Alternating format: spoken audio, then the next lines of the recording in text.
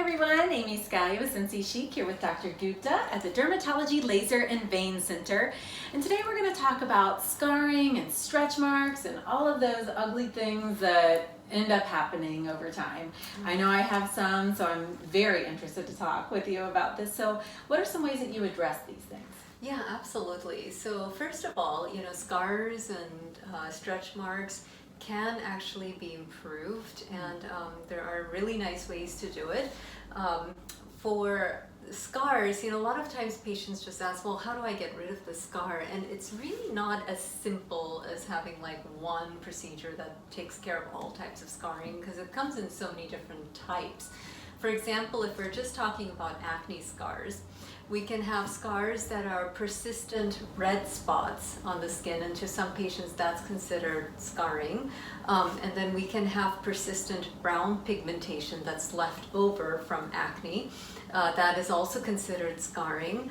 We can also have pitted scars where it almost looks like somebody took like a pen and just poked holes in your skin. So those are ice pick scars or pitted scars.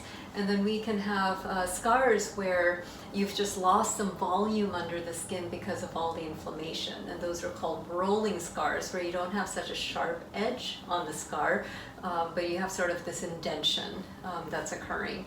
And then we have what are called boxcar scars, which are kind of a pitted scar but much broader base. Some of the procedures will work on all of these different types of scars, but for example, if we're treating pigmentation or redness, it will help stimulate collagen overall in the skin as well, of course, but it may not help as effectively on some of the scars that have the sharp borders or where you've lost volume.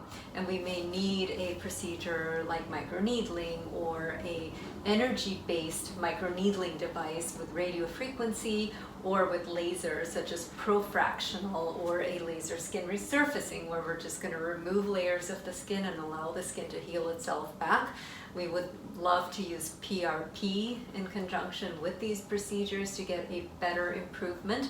And then we can also use a new procedure called Morpheus 8, which is another fractional radiofrequency device. Venus Viva is another one. They work a little bit differently, but both of them are energy-based and are going to create that little injury in the skin that is going to promote the skin to re-heal itself. So we can use all of these technologies on the face, but off the face too. So they work great for stretch marks too. And we've had some really phenomenal results using profractional, Morpheus 8. The energy-based devices in general, when compared to a straight microneedling where we're just causing physical, mechanical columns of injury, is the heat actually really gives a much greater improvement in terms of collagen regeneration. So we do prefer the energy-based devices in patients who would be good candidates for them. And it sounds like you really take a look at what the issue is and take an individualized approach to it. Absolutely, you have to. Yeah. A lot of times with stretch marks, for example, we may also be dealing with loose skin, or we may be dealing with a little bit of leftover baby fat, and then we can decide how to address that. We may want to tighten the skin along with improving the stretch marks.